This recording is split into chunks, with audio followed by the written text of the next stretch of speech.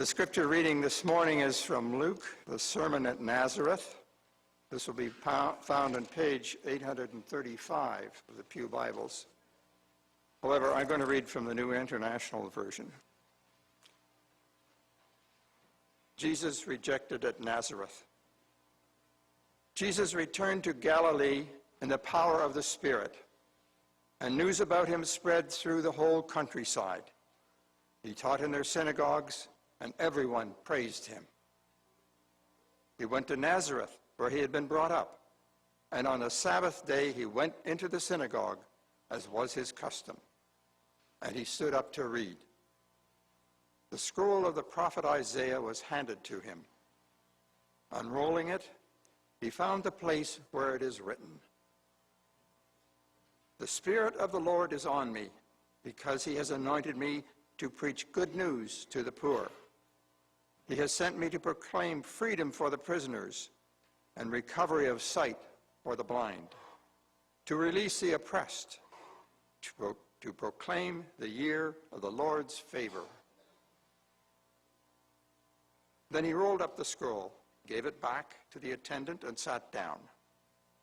The eyes of everyone in the synagogue were fastened on him, and he began by saying to them, "Today this scripture is fulfilled in your hearing." All spoke well of him and were amazed at the gracious words that came from his lips. "Isn't this Joseph's son?" they asked.